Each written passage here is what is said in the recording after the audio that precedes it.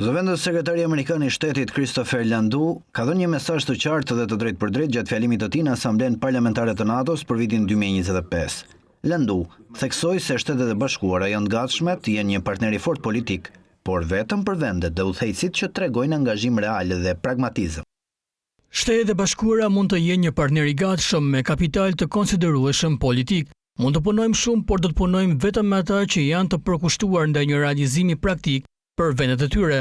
Ne refuzojmë të dy ekstremet e papranueshme të dëshirës për një transformim të jashtëzakonshëm nga njëra anë ose të rishikimit të ankesave të lashta nga ana tjetër. Mesazhi i Landu i shpërndar edhe nga ambasada amerikane në Tiranë përfaqëson një qëndrim të prerë ndaj çdo përpjekjeje për rishikim historik apo për përfshirje në politika të papërgjegjshme afatgjata. Ai theksoi se politika pa kufi dhe pa përulësi historike nuk është më ndihmë për ndërtimin e shteteve të qëndrueshme, por kthehet në pengesë. Politika pafundme dhe zgjeruar pa kufizim dhe përulësi historike bëhet një armik i strategjisë dhe i shtet ndërtimit kushtetues.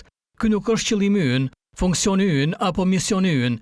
Njerëzit e shoqëritë janë të qëndrueshme, por duhet të zgjedhin të jenë të qëndrueshme, dhe këtu nuk po flas thjesht për udhëheqësit, por për popujt. Qëndrueshmëria dhe elasticiteti janë të vështira për të balancuar.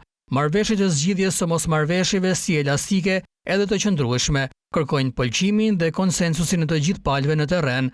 Ato duhet të pasqyrojnë kushtet dhe realitetet rajonale në vend që thjesht të idealizohen dhe të jenë imponime abstrakte nga lart ose nga larg. Mesazhi i zëvendës sekretarit të shtetit rikonfirmon se SBA-t nuk janë të interesuara për ndërhyrjet pafundme ose për imponimet jashtme.